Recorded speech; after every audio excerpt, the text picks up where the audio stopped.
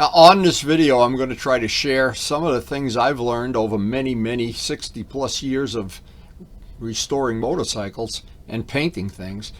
Some of the tricks of using Bondo, and the best product I have ever found, the 4CR 2100 Bondo, that absolutely, if you're going to do a job where you have a lot of time and energy and money invested in the paintwork, like this BMW, this is the part we're going to work on. And we're only going to cover the part of it of prepping the tank for the silver paint. And that it is such a critical part. It's like building the foundation for a house. And it's something, when it's done right, you can sleep well at night.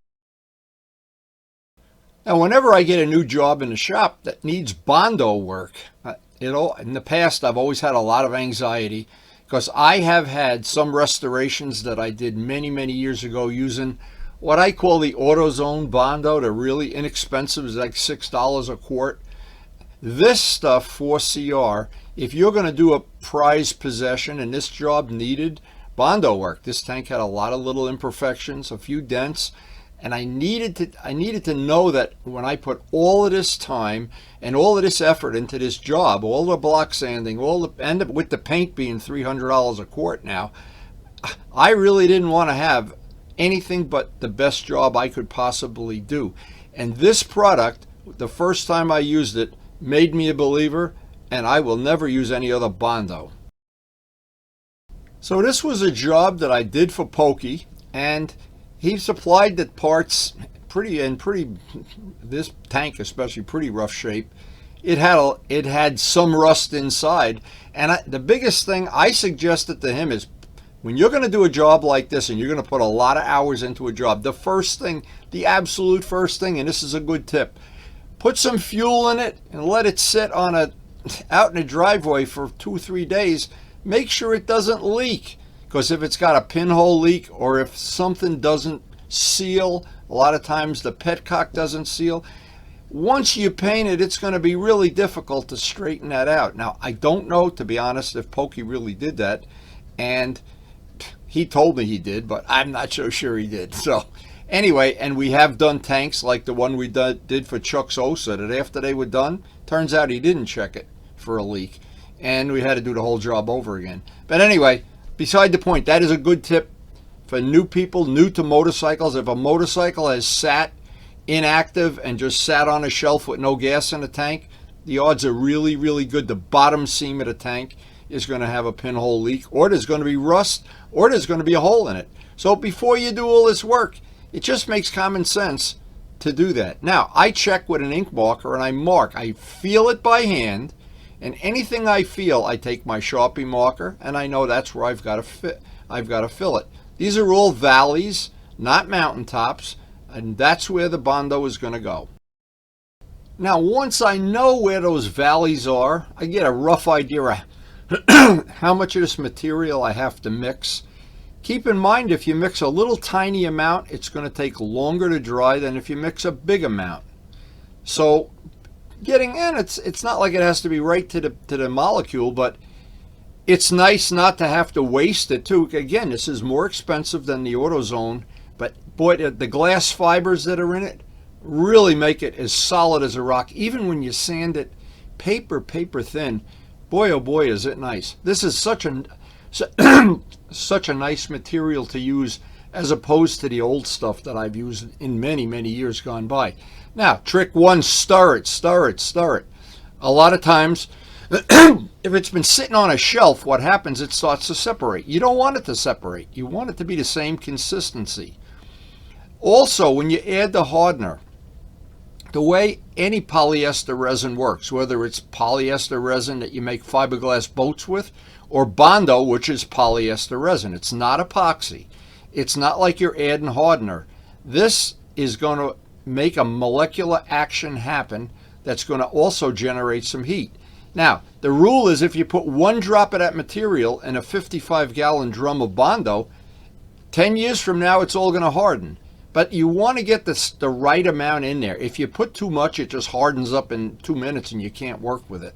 But it's a good idea, if you're not familiar with using it, how much hardener goes in, do a little practice thing, and you should have a work time of about 5 to 10 minutes.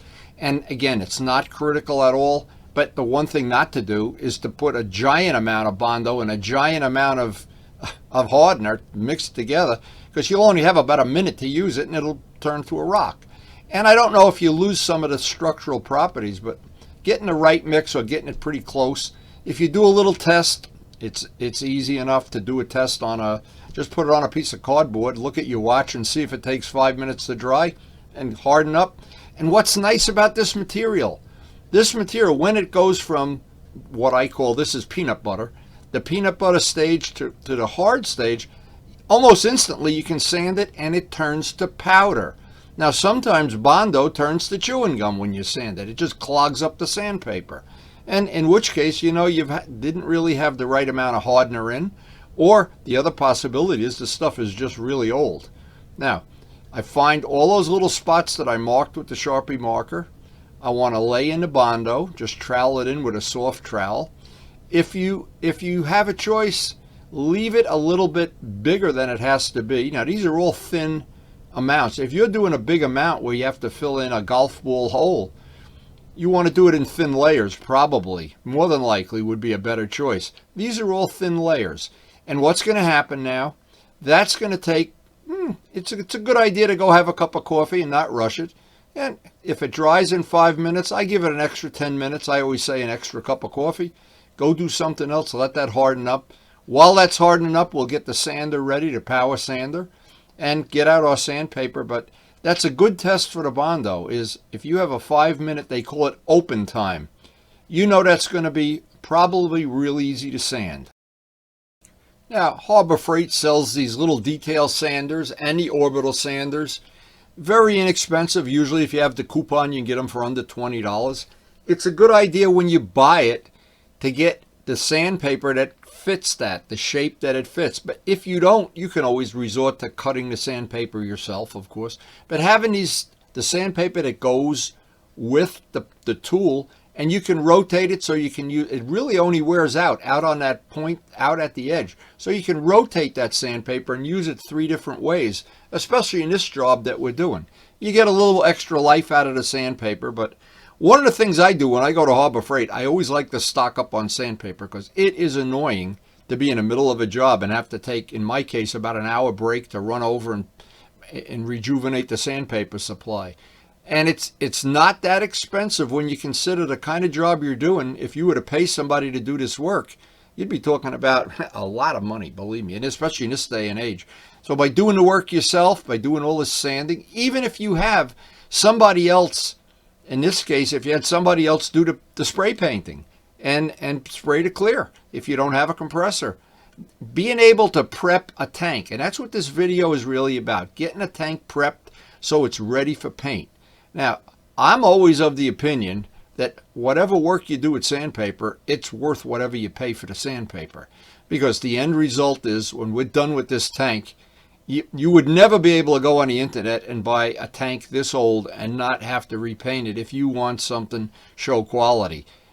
By doing it this way, and by hopefully pokey check this tank that it doesn't leak, this is going to be a show quality job. And no matter how many years he keeps the bike, and even if you keep it like me forever, once it's done forever, and you can maintain that paint. You're not gonna outlive that paint if it's done right.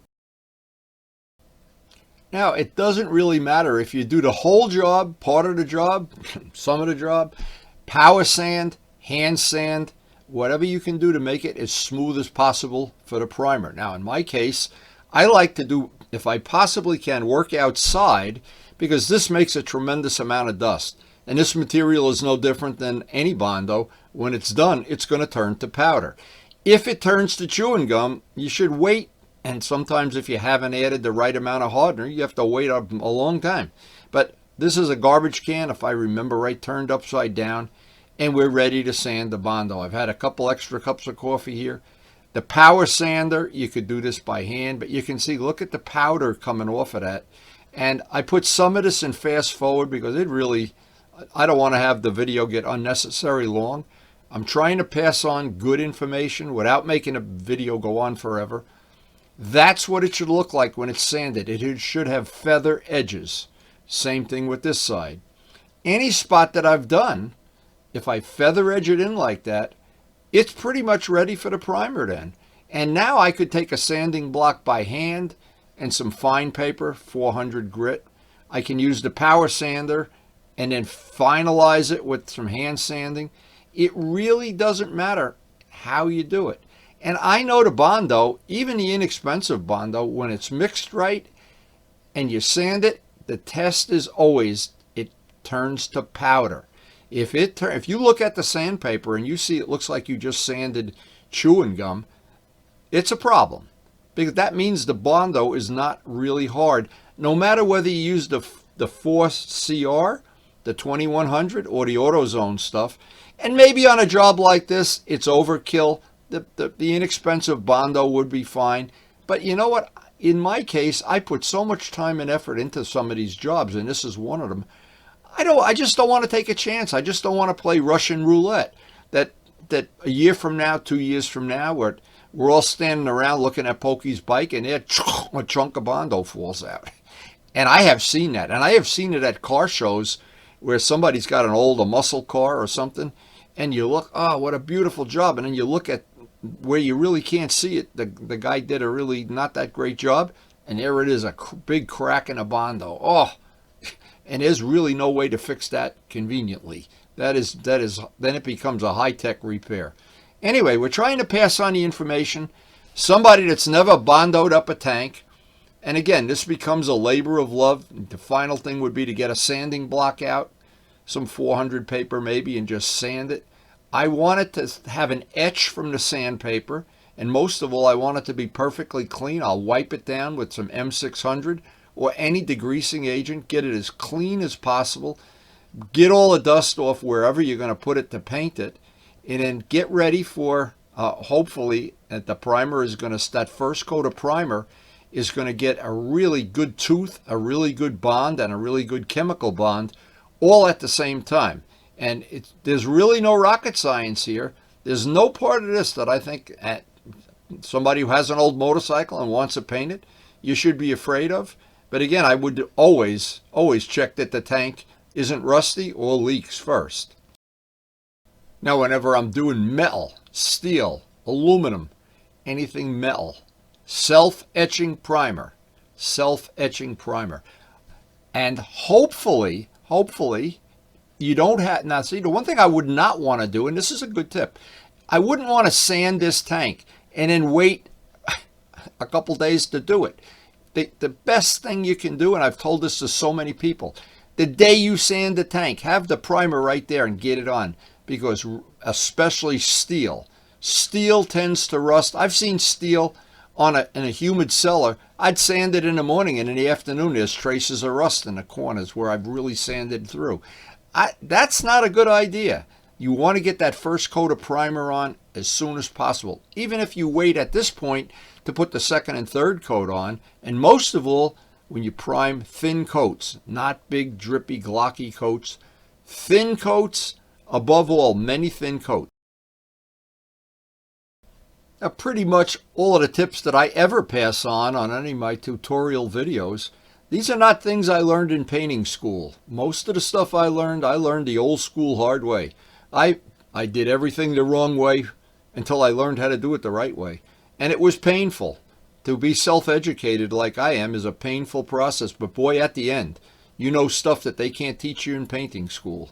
And at the end, and this is always the thing, at the end of the job, if it comes out that I'm happy with it and I know I've done my best possible work, now, once this dries overnight, I'm ready to put on all the hours that it's going to take and all the money that we're going to spend on paint and thinner and compound and everything.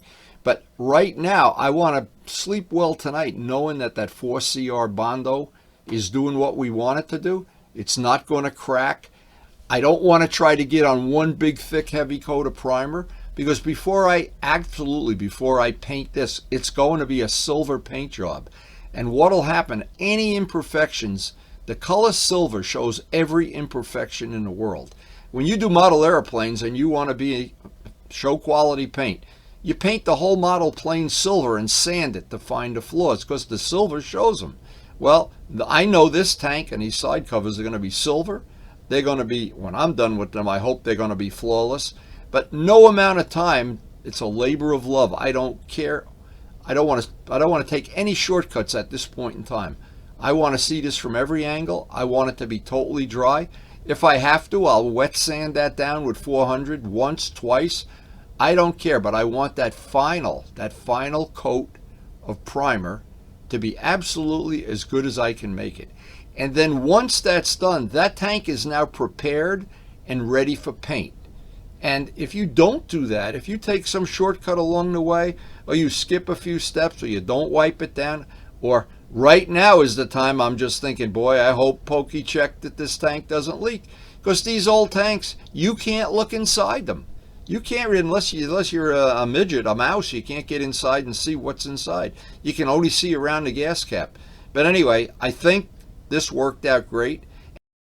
So I hope some of this information, or maybe even all of it, is useful. That 4CR product 2100 is really worth the extra money, in my opinion. And if you're going to put a lot of work into a project, and certainly all of the work that goes out of my shop, I want it to be as good as I can possibly make it. I try to share the information, especially the lessons I've learned the hard way, the really hard way, in fact. Very disappointing to have to go back and do something over when you make a mistake. And that information, when you're all done preparing the tank like this, it's an old tank, and you get the final. Now we're going to do that on another video. We'll have the final paint on another video. That's a project unto itself. To do that silver paint has to be perfect. It's amazing. That has to be perfect. So go do a power wheelie.